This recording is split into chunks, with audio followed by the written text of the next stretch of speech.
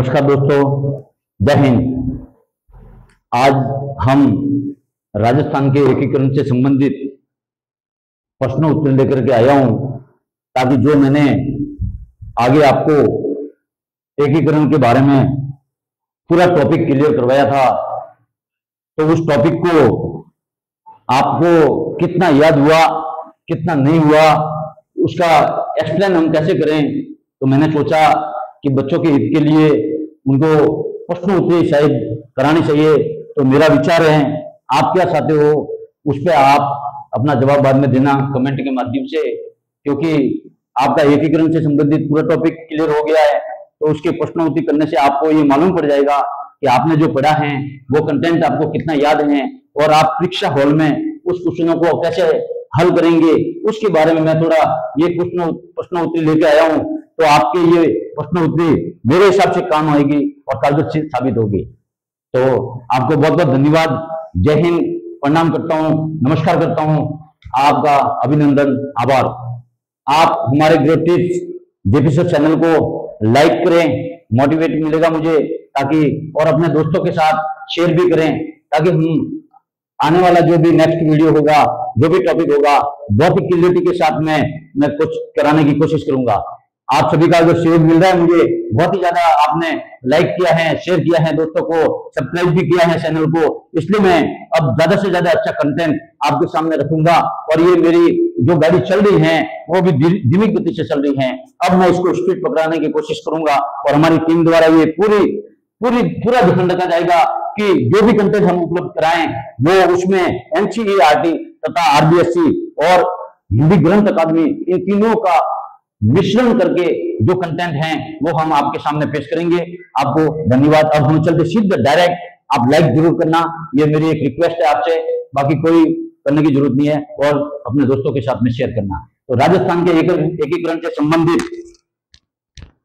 प्रश्न उत्तर मैं लेके आया हूं। मैंने इस टॉपिक को आपको बहुत ही शानदार तरीके से आपको रिवीजन भी करवाया था, बार बार बोला था, ट्रिक के माध्यम से भी मैंने समझाया था। तो आपके ये क्वेश्चन जो मैंने यहाँ बोर्ड पे लाए हैं, ये क्वेश्चन भी आपको आने चाहिए, तो आपका जवाब अच्छा आना चाहिए। कमेंट में जरूर देना इनके आंसर, ताकि मैं देख करके ये मालूम कर सकूं कि कितना % विद्यार्थी हैं जो इस एकीकरण को समझ चुके हैं, और मैं इससे आकलन कर दूंगा, ताकि मुझे कौन से क्वेश्चन और डालने हैं या क्या करना है आगे टॉपिकों में, आपको पढ़ करके ही मैं इसको बनाऊंगा, ताकि आपके लिए सही रहेगा कि किसको कितना याद हो रहा है। Thank you. अब मैं चलता हूं सीधे पहले क्वेश्चन पे। 25 मार्च 1948 को गठित राजस्थान का मुख्यमंत्री बनाया गया था।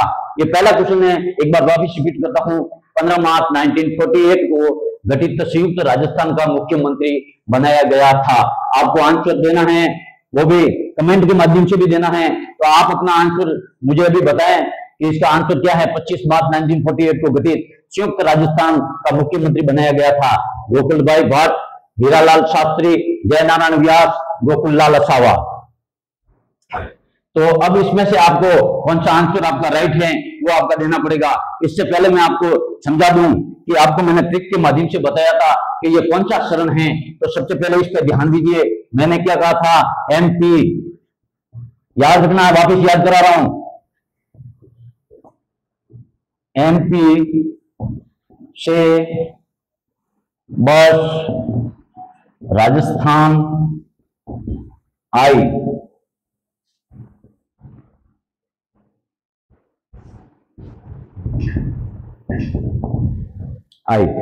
तो आप ये बताओ इस ट्रिक के माध्यम से कि ये जो क्वेश्चन आया है 25 मार्च 1948 को कौन सा ये शरण था।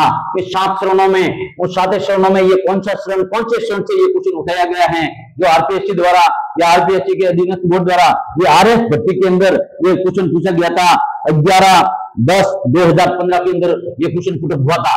तो आपको इसको मानना है कि ये क्वेश्चन इंपोर्टेंट है। तो आप इस ट्रिक के माध्यम से, एमपी से बस राजस्थान आई, इस ट्रिक के माध्यम से ये कौन सा शरण हुआ, तो मेरे हिसाब से एम से मत्स्य संघ, पी से पूर्वी राजस्थान संघ, और यही है दैट, क्योंकि 17 मार्च 1948, फिर 25 मार्च 1948, फिर 18 मार्च 1948। ये तीन जो डेट हैं 48, 48, 48, मैंने सूत्र के माध्यम से भी आपको समझाया था, उसके हिसाब से द्वितीय शरण हुआ।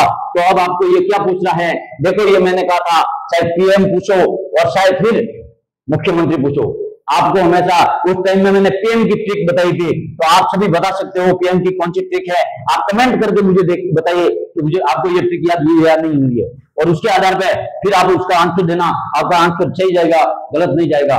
और अपने परीक्षा हॉल में भी बैठते हो तब भी आपको ऐसी ट्रिकों को अपने दिमाग में लाना है कि मुझे क्या पूछ रहा है, ये पीएम पूछो या मुख्यमंत्री पूछो, एक ही बात है उस टाइम में। तो पीएम मैंने बताए थे कौन कौन से थे, तो अब आपको मालूम होगा। इसका सूत्र मैंने बताया था सोगो माही, सोगो माही। ठीक, अब अपना कौन सा शरण चल रहा है बता रहा है क्वेश्चन के आधार पर 25 मार्च 1948 को द्वितीय शरण हो रहा है। पी से पूर्वी राजस्थान संघ, पी से क्या हो गया, पूर्वी राजस्थान संघ, पूर्वी राजस्थान संघ, ये था द्वितीय शरण। और उस द्वितीय शरण में हमारा कौन सा हो गया, ये गो से हो गया आपका, बोलो सभी, गोकुललाल असावा।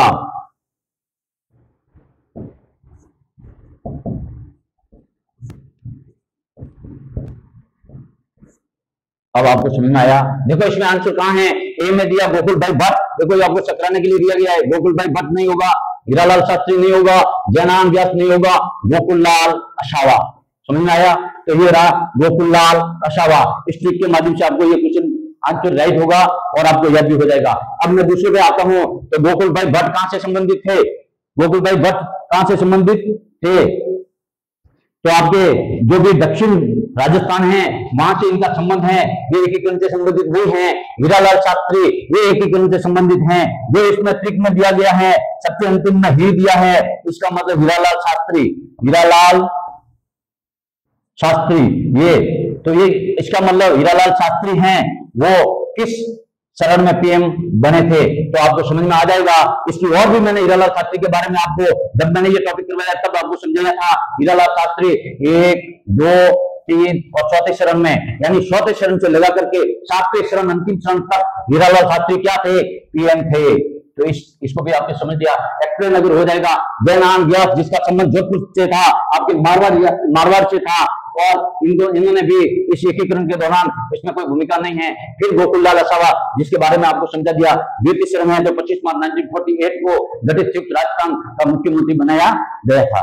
अब मैं नेक्स्ट क्वेश्चन की ओर चलता हूं, तो इसमें कौन सा आंसर राइट होगा, डी आंसर, कौन सा, डी आपका आंसर है वो राइट है। चलो नेक्स्ट, राजस्थान में एकीकरण के दौरान कुल कितनी रियासतें थी, सबसे साधारण क्वेश्चन है और बार बार आपके द्वारा पहले पुट किया गया क्वेश्चन है। और ये भी मैंने बताया कि किसी भी बच्चे को देखो मोटिवेट मिलेगा आपको, जब इसका आंसर आपका सही जाएगा तो आपका माइंड है वो सेटअप हो जाएगा और आपको ये याद हो जाएगा कि वास्तव में 7 शरण हमको याद करने थे, और आपका दिल खुश हो जाएगा, क्योंकि ऐसे क्वेश्चन भी आने चाहिए। क्योंकि जो भी क्वेश्चन बनते हैं तो उनको सभी को ध्यान में रख के कुछ क्वेश्चन बनाया जाता है, क्योंकि जो पैटर्न होता है वो सामान्य क्वेश्चन भी आएंगे, फिर उसके बाद थोड़े से हार्ड आएंगे, उसके बाद थोड़े मिडिल क्लास के क्वेश्चन आएंगे, उसके बाद अति हार्ड आएंगे, जो हर किसी को नहीं आते हैं, जो ज्यादा तैयारी करते हैं फिर वो ये अटेंड करते हैं। बाकी आपको तो किसी भी एग्जाम को क्वालिफाई करने के लिए लगभग मेरे हिसाब से 70% 80% अगर आप क्वेश्चन अटेंड कर सकते हो तो आपका सिलेक्शन 100% राजस्थान की किसी भी भर्ती में हो सकता है। तो हमारा दूसरा क्वेश्चन है, राजस्थान में एकीकरण के दौरान कुल कितनी रियासतें थी, तो इसके बारे में भी मैंने आपको ट्रिक बताई थी, और ये ट्रिक लिखी हुई है। एमपी से बस राजस्थान आई, यानी 7 शरण थे। कितने शरण थे, 7 शरण थे। तो राजस्थान में एकीकरण के दौरान कुल कितनी रियासतें थी, और ये भी मैंने आपको बताया था कि हमारे राजस्थान के अंदर, भारत के अंदर अगर बात करूं तो 565 रियासतें थी। राजस्थान की बात करें अपन तो यहाँ पे 19 रियासतें थी, आपके 3 ठिकाने थे, और प्लस आपके एक केंद्र शासित या केंद्र देशी राज्य थे। तो इसमें कौन था, एक था अजमेर मेरवाड़ा, और दूसरा ये 3 जो ठिकाने थे ये मैंने नकुल सूत्र से आपको समझाया था। कौन से सूत्र से समझाया था, नकुल सूत्र से। आपको याद होना चाहिए, ये न से क्या हो गया, निमराना, न से क्या हो गया, निमराना, इस कु से क्या हो गया, कुशलगढ़, क्या हो गया, कुशलगढ़। एक कमेंट आया था, और ल से क्या हो गया, लावा, इसके बारे में एक कमेंट आया था। तो मैं बताना चाहता हूं, जब ये रियासत काल चल रहा था उस टाइम में ये जयपुर में शामिल किया गया था। अभी वर्तमान में जब जयपुर से टॉप डिस्ट्रिक्ट अलग हुआ तो ये लावा अभी पड़ रहा है, वो आपके टॉप डिस्ट्रिक्ट में किसमें है, टॉप में। तो ये आपके जो कंफ्यूज था वो दूर हो गया। अगर मेरे से कोई त्रुटि भी होती है तो नेक्स्ट वीडियो में उसका समाधान मैं करूंगा, आपके समक्ष पेश करूंगा। ठीक है, आगे चलते नकुल के आधार पर शुरू हो गया, ये आपके हो गए। और रियासतें कितनी थी? 19 रियासतें थी। तो आपको टोटल 19 रियासतें, जिसमें से सबसे प्राचीन रियासत कौन सी थी? तो आपको मेवाड़ रियासत करनी पड़ेगी। कौन सी? मेवाड़ रियासत करनी पड़ेगी। अगर सबसे बड़ी रियासत पूछा जाएगा तो आपकी मारवाड़ रियासत थी। कौन सी रियासत थी? मारवाड़ रियासत। ये मैं आपको एक्सप्लेन कर रहा हूं, आपको याद रखना पड़ेगा। ये जो अजमेर मेरवाड़ा था ये सी श्रेणी का था, और अपना पूरा राजस्थान जो एकीकरण हुआ था उस दौरान ये राजस्थान किस श्रेणी में रखा गया? तो आपके 20 श्रेणी में रखा गया। ये भी एक्स्ट्रा क्वेश्चन है, अगर क्वेश्चन पुट हो तो आपको ये समझ में आना चाहिए। मेरे हिसाब से इस क्वेश्चन में आप सभी का आंसर जो आया है वो सही आएगा, और आप कमेंट में जरूर लिखना है, क्योंकि जो ऑनलाइन बोर्ड भी लड़के देख रहे हैं तो उनको विद्यार्थियों को इनका आंसर देना है कमेंट बॉक्स में लिख करके, और ये भी बताना है क्या मेरा एक्सप्लेन करने का तरीका आपको अगर उचित लगे तो मैं प्रत्येक टॉपिक को पूर्ण करने के बाद में आपको ऐसे ही एक क्लास लाके दूंगा जो प्रश्नोत्तरी की होगी। अगर आप कहोगे तो ही क्लास आएगी, नहीं तो फिर मेरे टॉपिक वाइज आपके टॉपिक आते रहेंगे। फिर आने वाला जो बैच होगा वो रीट भर्ती से संबंधित होगा, फिर एक बैच और शुरू करूंगा उसके अंदर पटवार भर्ती के संबंधित होगा, और उसका भी बैच में अति शीघ्र करने की कोशिश करूंगा, क्योंकि पटवार की भर्ती है उसका नोटिफिकेशन आ चुका है, और राजस्थान के अंदर सभी विद्यार्थी ये इच्छुक थे कि हमारे पटवारी बनना है, और जिस चीज को पटवारी बनना है उसके लिए मैं कोशिश करूंगा कि इसी चैनल ज्योतिष जेपी सर के नाम से इस चैनल पे आपको पटवार भर्ती का जो भी सिलेबस होगा उसके बारे में एक बार आऊंगा। उसके बाद में आपको 1 बाय 1 जो भी मतलब टॉपिक हैं जो ये मैं पढ़ा रहा हूं, अगर राजस्थान से संबंधित, जीके से संबंधित और पटवार भर्ती में जो भी टॉपिक होगा, अगर ये टॉपिक हो तो आप अभी से तैयारी शुरू कर सकते हो। अभी ये चल रहे हैं, इसी के आधार पर आप पढ़ना शुरू करो। Thank you. अब चलते हैं तीसरे क्वेश्चन। इसमें आंसर क्या होगा ये आपने सभी ने बता दिया होगा। इसमें 19 रियासतें, ये पूछ रहा कितनी रियासतें थी, तो मैंने आपको पूरा एक्सप्लेन कर दिया, 19 रियासतें थी। कंफर्म हो गया। अगर ये पूछा जाए ऑल ओवर सभी मिला करके, यानी आपके 19 रियासत और 3 ठिकाने और एक आपका केंद्र शासित प्रदेश, अगर इनको मिला करके अगर पूछा जाए क्वेश्चन तो आपका कितना होगा? तो इसको जोड़ देना, 9, 19 और 1 20, 20 और 3 23, तो इसके अंदर इसका आंसर ये हो जाता। ठीक, अगर ऐसा भी क्वेश्चन घुमा के दे एक्सपर्ट, अगर ऐसा क्वेश्चन बनाए तो आपको ध्यान में रखना है 19 प्लस 3 प्लस 1 ऐसे करके आपको आंसर देना है। पहले क्वेश्चन को सही ढंग से पढ़ना है, उसके बाद आंसर देना है। हम नेक्स्ट क्वेश्चन की ओर चलते हैं। कितने सोपानों में सूर्य का विलय हुआ? सूर्य के बारे में आप, ये गोकुल भाई भट्ट थे, ये सूर्य से संबंधित थे। गोकुल भाई भट्ट थे जो सूर्य से संबंधित थे, तो ये गोकुल भाई भट्ट की बात कर रहा है। तो कितने सोपानों में सूर्य का विलय हुआ? तो राजस्थान के जो एकीकरण हुआ है उसमें कितने सोपानों में सूर्य का विलय हुआ? मैंने आपको एकदम एक्सपर्ट करके बताया था कि सूर्य को 2 बार मिलाया गया। कितनी बार मिलाया गया? 2 बार मिलाया गया। सूर्य को कितनी बार मिलाया गया? 2 बार। ये मैंने आपको समझाया था एकीकरण के टॉपिक के दौरान कि सूर्य को 2 बार मिलाया गया था। ये आप सबको मालूम होगा। एक तो मिलाया अजमेर को कब मिलाया? अजमेर मेरवाड़ा, याद करो इसको कब मिलाया। और एक आपके आबू देलवाड़ा, आबू और देलवाड़ा, ये आपके 6ठे शरण में मिलाया गया। कौन से शरण में? 6ठे शरण में मिलाया गया। और ये जो अजमेर है आपके अंतिम 7वें शरण में मिलाया गया, अंतिम शरण में मिलाया गया। यानी ये 1956 में और ये जो आबू और देलवाड़ा है ये कब मिलाया गया? 1950। कब मिलाया गया? 26 जनवरी 1950। 26 जनवरी 1950। तो 2 बार सूर्य का विलय हुआ है। तो क्वेश्चन में पूछ रहा है कि कितने सोपानों में सूर्य का विलय हुआ है। तो आपको इसमें आंसर कौन सा होगा? ए ऑप्शन आपका राइट होगा। सभी कमेंट में लिखना है, पहले ही मेरे बताने से पहले कमेंट आना चाहिए। मैं टाइमिंग नोट करूंगा कि कब आप देख रहे हो और आंसर आपने कब दिया है। अगर बाद में भी देखो तो भी कमेंट आपको करना है, क्योंकि आप जब भी देखो तब उसमें कमेंट करके करना है कि इसका आंसर ये है, ताकि मुझे मालूम पड़ेगा कि आप तैयारी कर रहे हो। अब हम नेक्स्ट क्वेश्चन की ओर चलते हैं।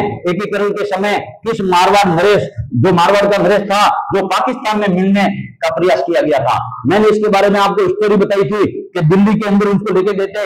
हमारे जो एक कमेटी बनी थी, उस कमेटी का क्या नाम था? रियासत विभाग। क्या नाम था? रियासत विभाग।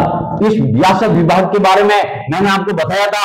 एक क्या होता है, आपके अध्यक्ष होता है, क्या होता है, अध्यक्ष होता है, और एक क्या होता है, आपके सचिव होता है, क्या होता है, सचिव होता है। एक आपके क्या थे, पीएम साहब थे, और पीएम साहब कौन से, अंतरिम पीएम साहब,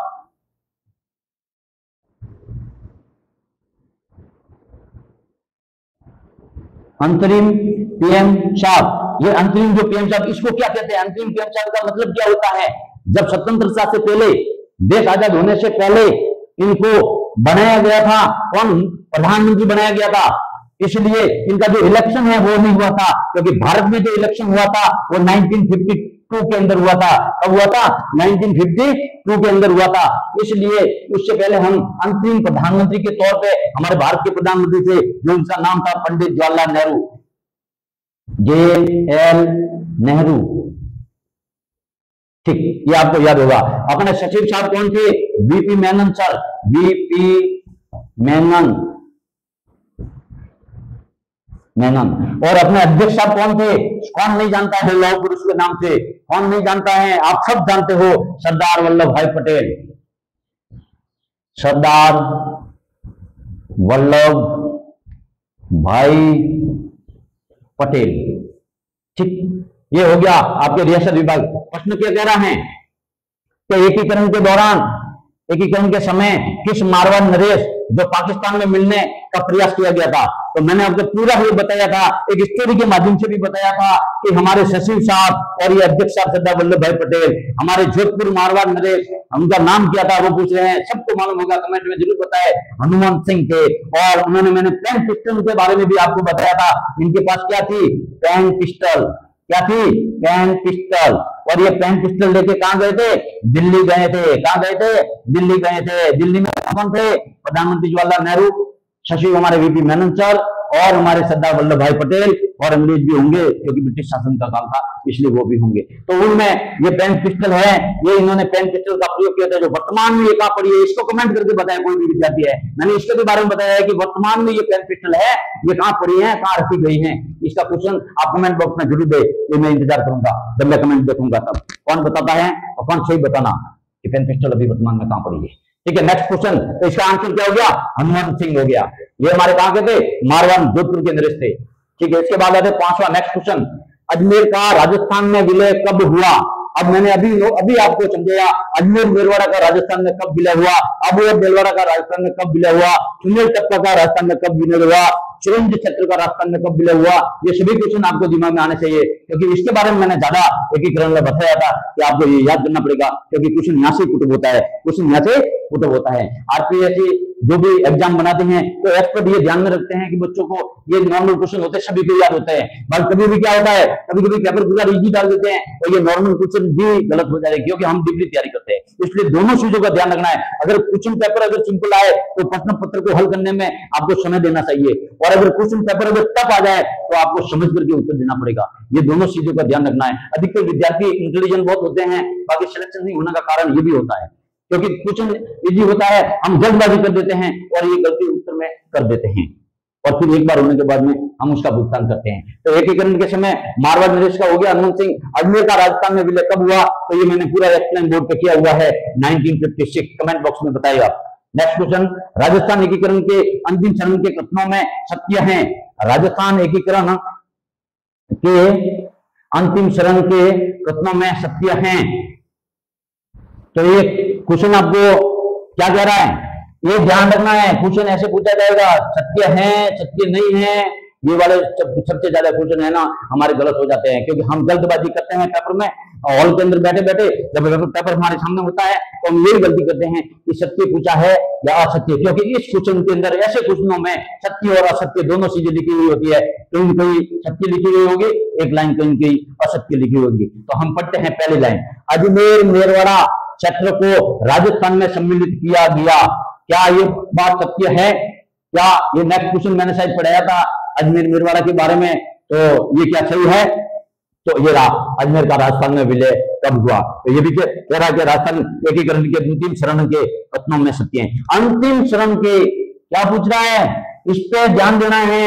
अंतिम शरण यानी 7वां शरण, और 7वें शरण में क्या, अजमेर मेरवाड़ा क्षेत्र को राजस्थान में सम्मिलित किया गया।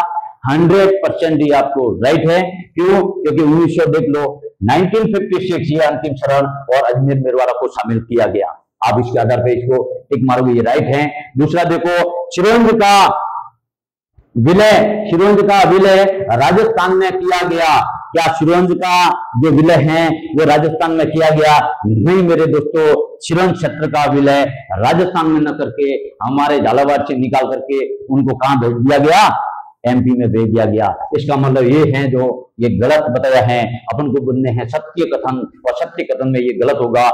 तीसरा है सी, आबू देलवाड़ा तथा सुनील टप्पा को राजस्थान में शामिल किया गया। तो अंतिम शरण में सुनील टप्पा जो एमपी का था वो हमारे राजस्थान के अंदर शामिल किया गया, और आबू देलवाड़ा को भी अंतिम शरण में 1956 के अंदर शामिल किया गया। इसका मतलब तीसरा जो सी है ये भी आपका करेक्ट आंसर है। इसके बाद में देखते हैं डी, मत्स्य संघ को राजस्थान में शामिल किया गया। अब मैं इसको मिटाऊं, आपको मत्स्य संघ के बारे में बताता हूं। क्या मत्स्य संघ है? वो सही पता पूछ रहा है, क्या पूछ रहा है?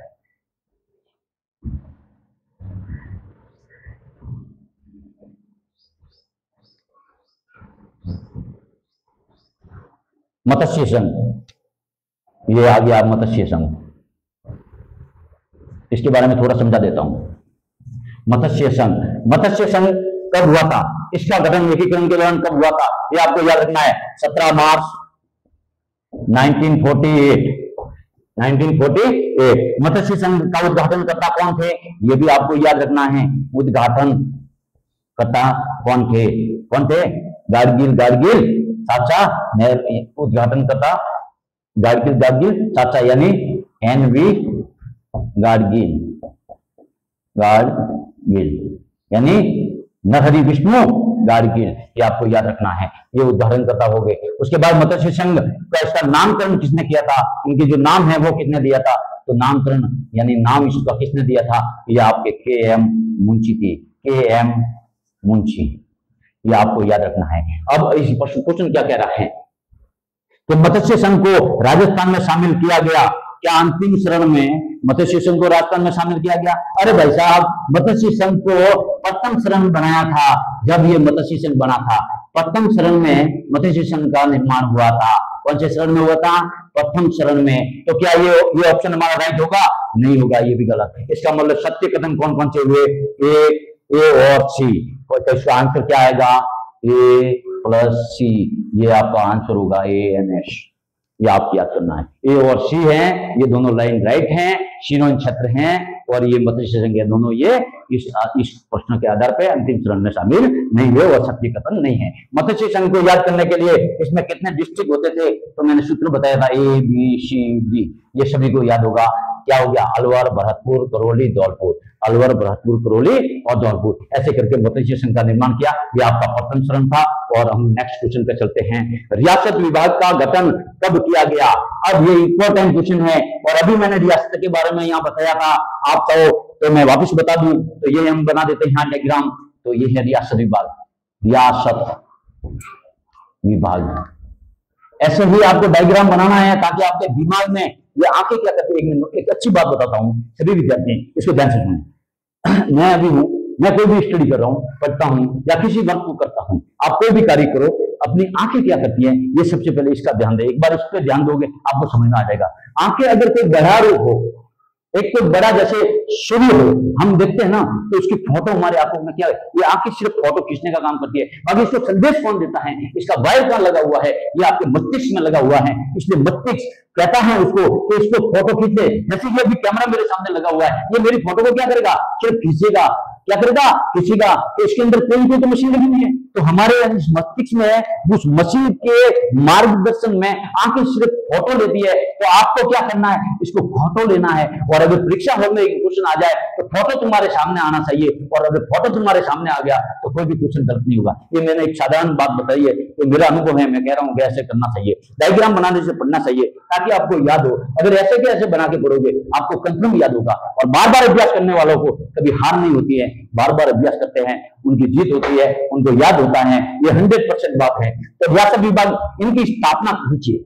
आप सभी कमेंट करके बताना मुझे, मैं ये बता सकता हूँ। रियासत विभाग के अंदर सबसे पहले क्या होता है, इसको 3 भागों में डिवाइडेशन करते हैं। अगर हम 3 भागों में डिवाइडेशन करते हैं तो क्या होगा, पहले आएंगे अध्यक्ष, रियासत विभाग में पहले आएंगे अध्यक्ष, उसके बाद में क्या आएंगे सचिव, और उस दौरान जो रियासत विभाग थी उस दौरान पीएम कौन थे, ये ऐसा। तो मैंने ये अध्यक्ष तो आपको बताया, सरदार वल्लभ भाई पटेल, सरदार वल्लभ भाई पटेल, सरदार वल्लभ भाई पटेल, ऐसे ही बनाना बोला आपको। सचिव आपके कौन थे, VP Menon sir, VP Menon sir, ये आपको बनाना है ऐसे। और पीएम कौन थे आपके, JL नेहरू, ऐसे बनाना है। अब अगर ऐसा आपने डायग्राम बना दिया तो आपके दिमाग में, ये मैंने अभी बताया कि आप इसका फोटो खींचेगा और ये आपकी फिल्म बन जाएगी, और फिर आप जब चाहे तब चाहे, जैसे मैंने अभी वीडियो शूट किया, आप जब चाहो तब चाहो इसको देख सकते हो, और आपने जो भी पढ़ना है उसकी रीड कर सकते हो, बार बार पढ़ सकते हो। तो ऐसे ही आप भी ये करती है, आपने फिल्म बना दी, ये फिल्म जैसे आपने फोटो खींच लिया, ये माइंड में रिसीव हो जाता है, और माइंड इसको जब रिसीव करता है, जब परीक्षा हल में आपके सामने ये क्वेश्चन आएगा कि रियासत विभाग, तो आपके ये सभी आपके सामने समझ आ जाएंगे, क्योंकि आपने फोटो खींची हुई है। और माइंड में जब फोटो खींची हुई है तो अपन एल्बम देखते हैं, तो पहले खींची हुई फोटो जो मेरी बचपन में फोटो होगी, तो इतनी फोटो थी, उस छोटी फोटो को जब मैं आज एल्बम में देखता हूं तो मुझे अनुभव हो जाता है कि यार ये मेरी फोटो, अगर वो फोटो नहीं खींचती तो शायद वो आज मैं देख नहीं पाता। तो ये है कि आपने अगर आज फोटो नहीं खींची तो आपको एक दिन खींचना ही पड़ेगा, क्योंकि नहीं खींचोगे जब तक आपको ये याद नहीं होगा, और याद करने के लिए फोटो खींचना चाहिए। तो आंखों को इस पर ध्यान दें और केंद्रित करके उनको आंखों से फोटो खींचें, ताकि आपको ये दिमाग में सेटअप हो जाए और ये आपके कभी भी क्वेश्चन गलत नहीं हो। इसकी स्थापना, इस विभाग की स्थापना मैंने क्या कहा था, उस टाइम में वॉइस राय था, उस वॉइस राय का नाम क्या है, कोई भी कमेंट में बताना, क्या मैं बताऊं, वॉइस राय, इसका कमेंट में आपको मुझे उत्तर देना है। बाकी आपको जल्दी अगर कोई भी हो तो जल्दी जल्दी इसका कमेंट में उत्तर देना। कौन था, मैं बता देता हूं, लिंथगो, ये था अपने भारत में वॉइस राय। 1947 की बात कर रहा हूं, 1947। इसका मतलब रियासत विभाग की स्थापना कब हुई, ये आपको मैंने याद किया। इसका मतलब 1947 तो आपको याद हो गया, 1947 तो याद हो गया। अब आपको डेट निकालनी है, क्योंकि मैंने एकीकरण से पढ़ाया था, वो एकीकरण आपको पूरा पढ़ाया था, तो डेट भी आपको याद होनी चाहिए। तो क्वेश्चन कहाँ है, देखो 4 जनवरी 1947, 5 जुलाई 1947, 6 जुलाई 1947, 4 जनवरी 1947। इसका आंसर जल्दी जल्दी दे कमेंट बॉक्स में, ताकि ये क्वेश्चन पूरे हो जाएं। तो इसके अंदर मेरे हिसाब से राइट है, बी ऑप्शन राइट है, 5 जुलाई 1947। ये आपको मैंने एक्सप्लेन करके बताया है। तो मैं प्रिय विद्यार्थियों को नमस्कार करता हूं, जय हिंद करता हूं, जय भारत करता हूं, वंदे मातरम। क्योंकि मैं ये एक्सप्लेन किया है, क्या इससे आप संतुष्ट होते हो, क्या ये आपको मेरे पढ़ाने का तरीका अच्छा लगा है, तो आप अपने दोस्तों को इस वीडियो को शेयर करना है और लाइक करना है, ताकि मुझे मोटिवेट मिलेगा। और मेरी टीम ये कोशिश करेगी कि आने वाली इस भर्ती प्रतियोगिता परीक्षाओं के लिए जो तैयारी कर रहे हैं बच्चे, उनके साथ में हम अच्छी तरह से अच्छा कंटेंट लेके उपलब्ध हो। तो हम ये एक आपसे डिमांड करते हैं कि अपनी वीडियो को भले एक फोन लगा के देखना, क्योंकि इंस्ट्रूमेंट मेरे पास इतना ज्यादा अच्छा नहीं है, इसलिए मैं जो भी शूट कर रहा हूँ मैं मेरे हिसाब से कर रहा हूँ, और मेरे पास जो भी होगा, मेरे से जितना अवेलेबल होगा, मैं आपके सामने उपस्थित रहूंगा। और कंटेंट में कोई कमी हो तो आप मुझे कमेंट बॉक्स में जरूर लिखना है, ताकि मैं उसमें सुधार कर सकूं, क्योंकि मैं भी एक मानव हूं, और मानव हमेशा क्या करता है, गलतियों का पुतला कहलाता है। तो मेरे में भी गलती हो सकती है। आप सबका अगर सहयोग रहा तो मैं कोशिश करूंगा कि आने वाले सभी भी कंटेंट, जो भी टॉपिक होगा, उसको मैं क्लियर करने की कोशिश करूंगा। अगर मेरे से कोई त्रुटि हो गई है इसमें, तो आप कमेंट बॉक्स में जरूर लिखें, ताकि मैं नेक्स्ट वीडियो में उसका समाधान भी कर सकूं। ऐसे मैं आपसे उम्मीद रखता हूं, और लाइक जरूर करना और शेयर भी करना अपने दोस्तों के साथ, अपने परिवार में, अपने दोस्तों में, सब जगह। और ये वीडियो ज्यादा से ज्यादा दोस्तों के साथ शेयर होगा तो मुझे मोटिवेट मिलेगा, और मुझे ये आभास हो जाएगा कि सभी विद्यार्थी पढ़ना चाहते हैं। और मेरे ऑफलाइन के अंदर भी बहुत बच्चे आते हैं, उनसे भी मैं गुजारिश करता हूं कि मेरे ये YouTube channel grow with JP sir के इस चैनल को ज्यादा से ज्यादा दोस्तों के साथ में शेयर करें। जय हिंद, वंदे मातरम, जय भारत।